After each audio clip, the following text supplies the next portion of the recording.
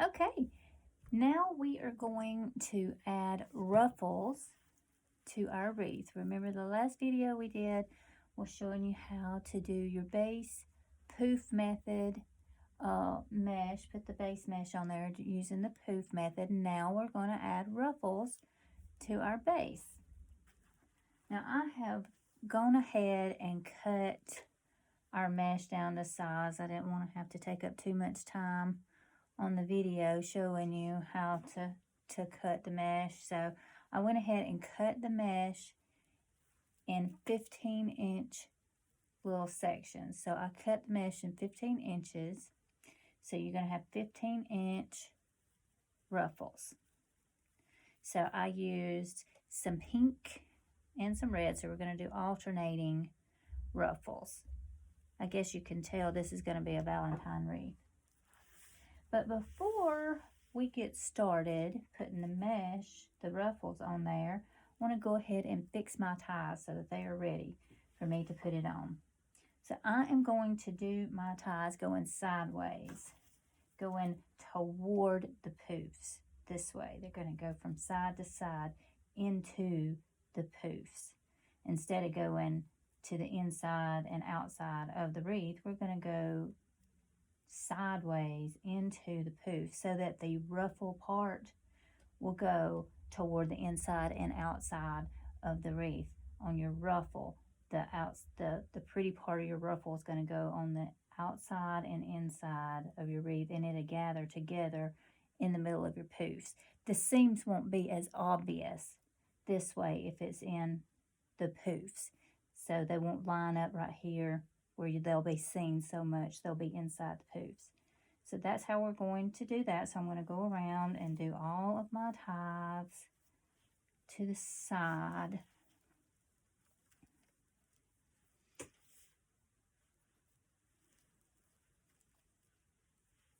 And it is New Year's Day, 2021. Thought this would be a new chapter, starting a new year, a new chapter of my life. People have asked me to do tutorials, so I decided, hey, why not now? So on January the 1st of 2021, I have started doing my first tutorial videos. We will see how they turn out.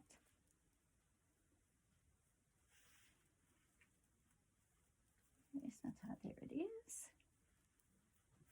I'm just going to turn them to the side. And you'll see more of what I'm talking about.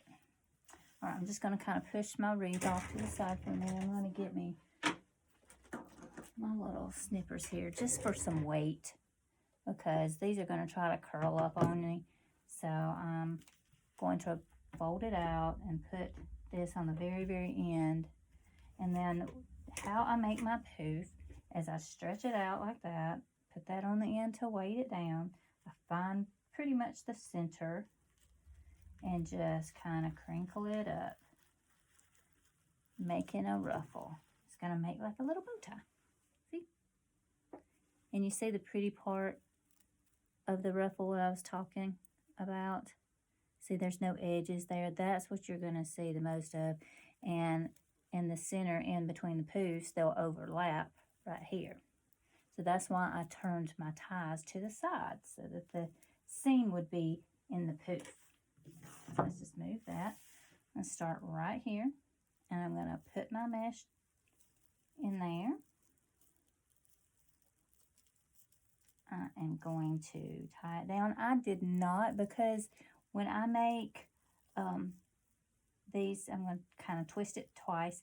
When I make these wreath frames, these are whole chenille stems, and they're usually pretty long. And so I did not untie it off of the poof. If I had shorter ties, I would have to loosen it and put it on top of the poof and then tie it back down. But in this case, my tie is long enough that I do not have to untie it off of the poof. I can just simply twist it twice on top without having to untie it off the poof. And I have a little bit of a fray right here. You will find when you use mesh with full in it that it will you'll have some little stragglers that will stick out some. So we'll just kind of try to snip those off as we go and weave it back through. Alrighty. And then I will take a red one and do the same thing. And put me a little bit of weight on the end of it. Find the approximate center. Ruffle it up. Make my little bow tie. See my little bow tie?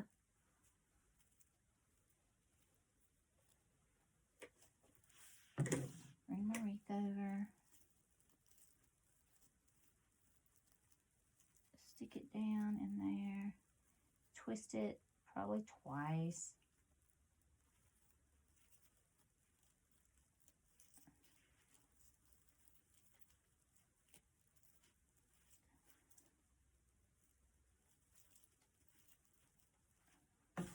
See how your ruffles are going to look? Isn't that pretty? To the side. Take a pink one.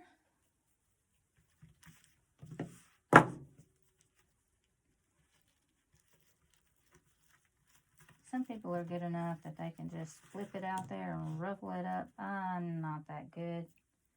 So I usually put a piece, something heavy on the end, hold it down for me.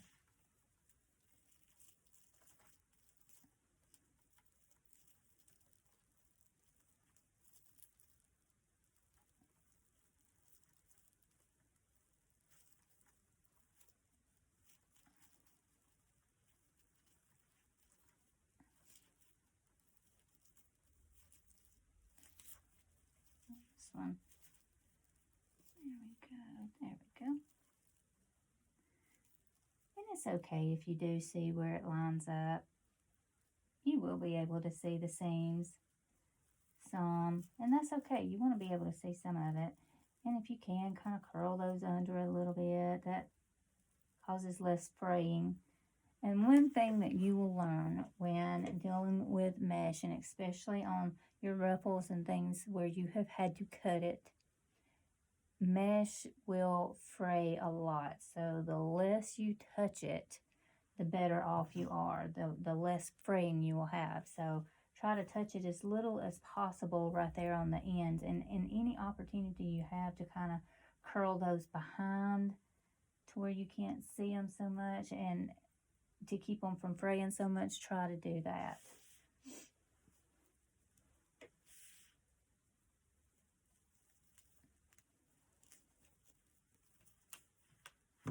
Sometimes it just doesn't matter how gentle you try to be. Some mesh just fray really bad. The more foil you have in it, the more frays you're going to have. I like the poly jute. Jute does pretty good. It doesn't fray so much.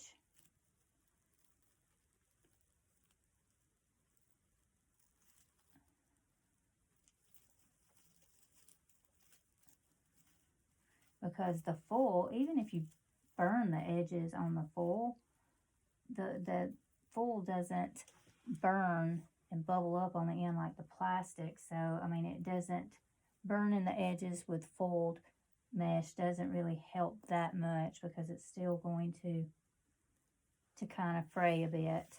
So, like I said, just the less you have to touch it, the better off you are.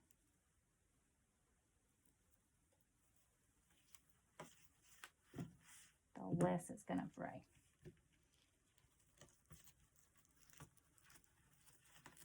I really like this snowball mesh. I think it's really pretty.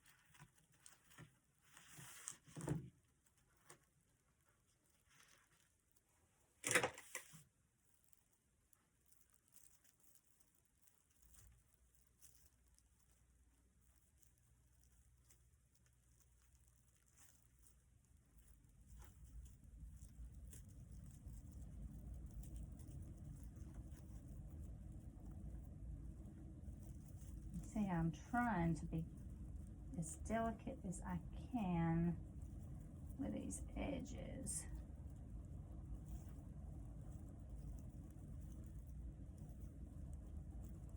Now I can touch the outside without worrying too much, but these edges you'll just try to be very careful with. The less you touch it, the better off. See? How pretty.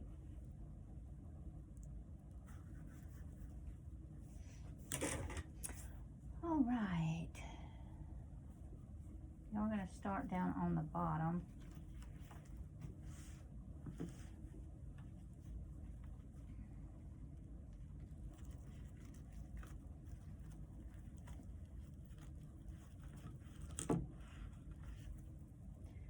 And I am going to try to keep, you see how I have a pink here?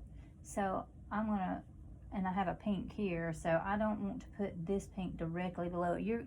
No matter how hard you try, you're going to wind up having some that are going to wind up directly below it. But if I can try to keep it offset as much as I can, I do. So instead of putting my pink one right directly below this one, I'm going to put it right here where it's kind of offset.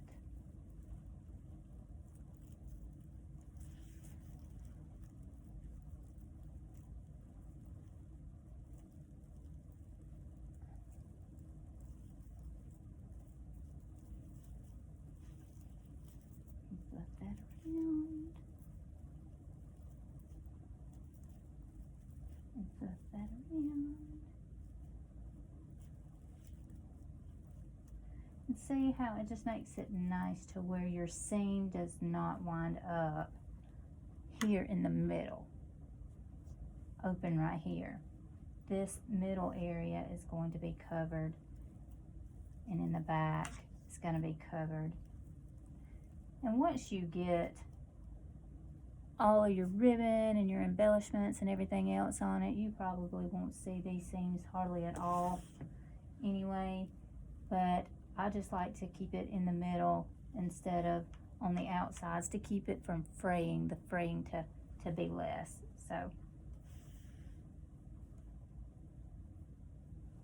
that's just how I do it. You can do it however you would like. If you would rather your seams to be on the outside, you do that, but that's just how I do it.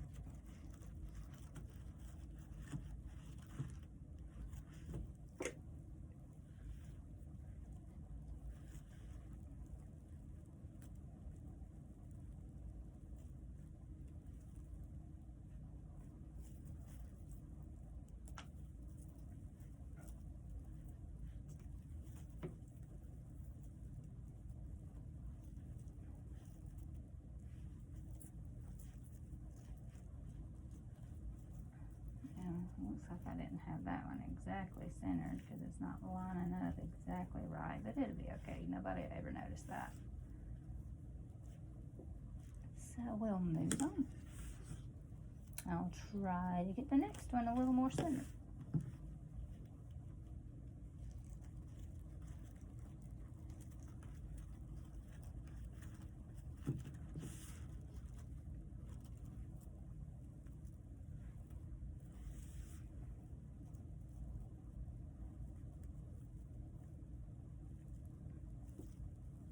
Again, on this one, I'm not having to untie it off of my poofs because my ties are plenty long enough.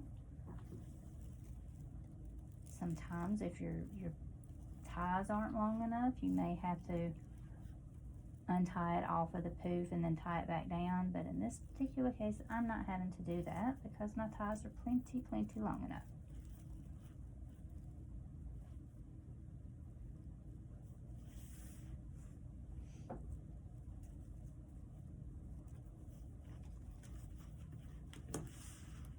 I love this snowball. It's really pretty. Now this red is a little thicker than this pink is. This red came from Hobby Lobby during their Christmas sale, which they do not have any more of because their Christmas stuff sold like crazy. This year, there was nothing left for after Christmas sale. I went back to Hobby Lobby for some more greenery, trying to stock up for next year. And they did not have any picks or greenery or florals, anything left. I mean, they were pretty much sold out of everything. They had very few rolls of ribbon left. I have never seen Hobby Lobby sell out like this at Christmas time. They usually have wreaths and ribbon and greenery picks and stuff like that left over after Christmas for the after Christmas sale, but not this year. It was gone before Christmas. I couldn't believe it. So anyway, you may have to wait till next year to get the mesh exactly like this. You can probably get something similar. But the red came from Hobby Lobby. This pink came from Joann's. It's a little thinner. I mean, it looks pretty much the same, but it is a little thinner than the red. It's not quite as stiff.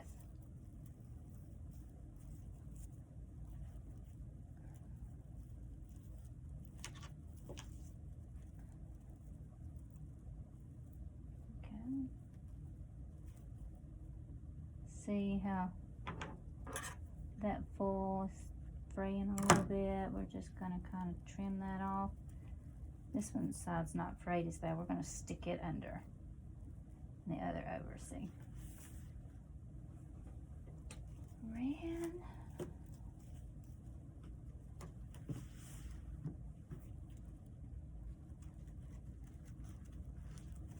My poof mesh, this solid red that I used for my poof, I got that mesh from Craft Outlet.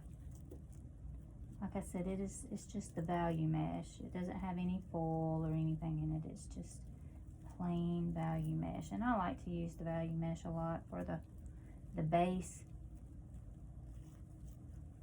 because you're not gonna see the base mesh as much as you do like your Ruffles and all. So I usually use my nicer or fancier mesh for my Ruffles and use the cheaper value mesh for the base.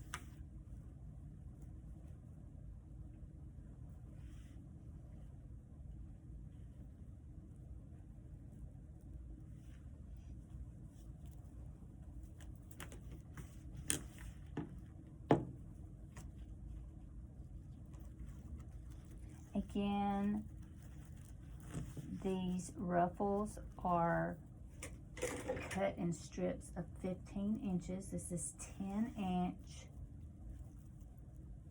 mesh that I have cut in strips of 15 inches to make my Ruffles. 15 inches. The poofs for this particular wreath I made with 24-inch mesh. That one's wanting to fray a little bit, so let's stick it underneath. So the base is 21-inch and the Ruffles are 10-inch mesh. Like I said in my other video, a lot of the times I will even use the 10-inch mesh to do my poofs. You may get a little more coverage with the 21-inch, but I have just as much coverage, I feel like, with a 10-inch mesh with my poofs as I do the 21-inch. So I use the 10-inch a lot. I like the 21-inch, but I don't have a lot of space, so I keep more of the 10-inch the 10-inch mesh on hand. So a lot of times I don't have the 21-inch on hand to use, so I'll just use the 10-inch, and I'm telling you, you can't even tell the difference. I've made tons of wreaths, and the wreaths that I've made with 10-inch mesh with my poofs look just as good as the ones that I use 21-inch mesh. But everyone has their own preferences, and you use what works best for you.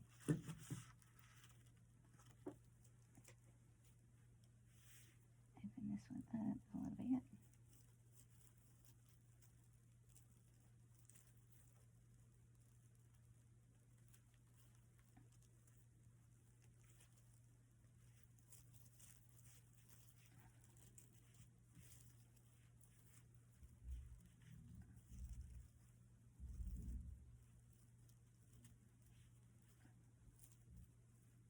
Yeah, I definitely like this red, stiffer mesh better than the pink. They're both pretty though.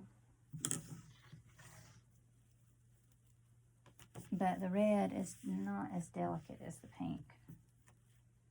I'm really having to be more careful with the pink. It's wanting to fray a little more.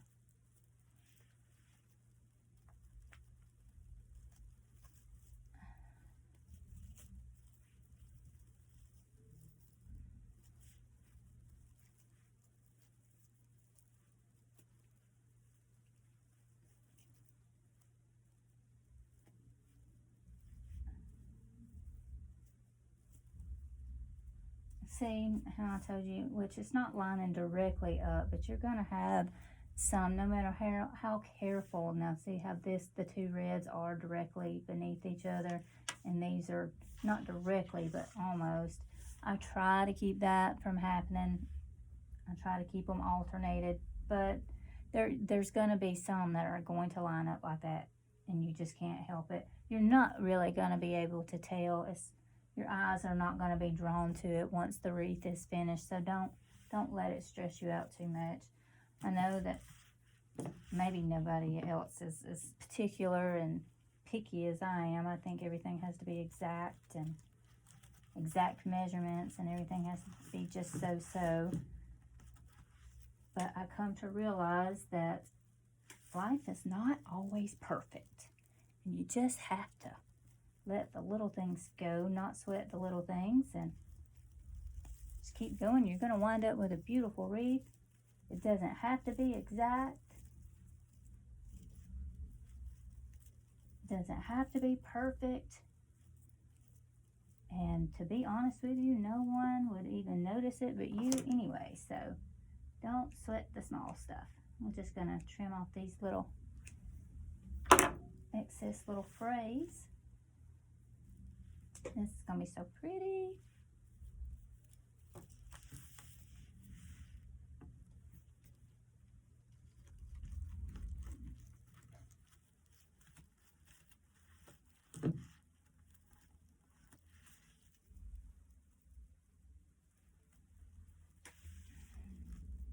Maybe I'll eventually get brave enough to do a live tutorial. Not quite there yet. I'm just trying to test the waters to see how well I'm going to like doing tutorials. I'm not really all that fast at making wreaths, and I'm having to do it in sections too, because to be honest with you, I do not know exactly how I want to embellish this wreath out. So it would take me days to make a video, because I still have to pick out my ribbon. I have to pick out my embellishments. I don't really exactly know what I want to put on it yet, but I thought, well, I can at least go ahead and get the base done so that when I'm ready to embellish, at least the wreath part will be finished. So that is what we've done. We got one more piece.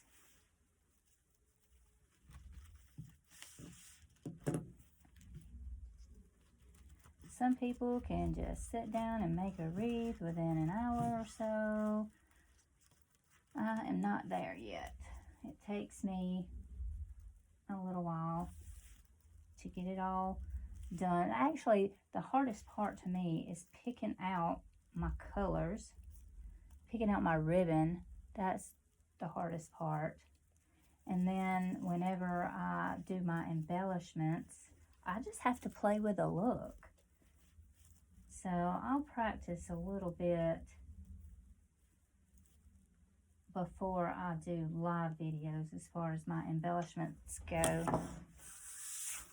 because I just have to play with it and think about what I want to do. I just have to kind of do like a dry fit, and I'll do a tutorial and show you how I kind of dry fit everything and look at the different embellishments. What am I gonna like? Am I gonna like this or that? And a lot of times I'll play with the greenery or the flowers and determine where I want to put them, if I want to use them.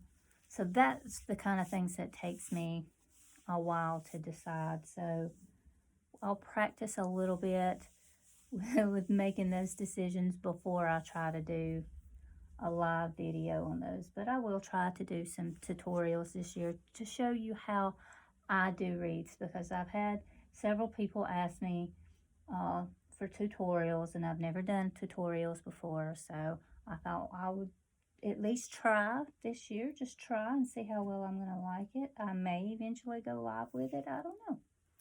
But this is my finished base wreath. Now it is ready for me to add embellishments, signs, greenery, ribbon. The next thing we would put on there would be the ribbon. And maybe the focal point. I typically put my focal point in the middle. And everywhere where there are ties, we'll put some ribbon. So like I said, I still have to pick out my ribbon, so I don't know yet exactly how I'm gonna embellish this one out. But as far as the base wreath, this is pretty much how I do all of my base wreaths. It's been cut into 2 videos. I did the poof tutorial in one video, and this was the ruffle tutorial. It's simple. It really doesn't take all that long once you get all your mesh cut and all. It doesn't take that long to put your base mesh together. Like I said, the most time-consuming part of making the wreath is picking out what you want to put on it and picking out those colors. So at least that's been my experience. Some people are just really good at it. It doesn't take them that long, but to me, that's what takes the longest, is to decide which mesh, which ribbon, what do we want to use. But as for the tutorial on how to do ruffles, that's it. Isn't it pretty? It's very pretty. So until next time.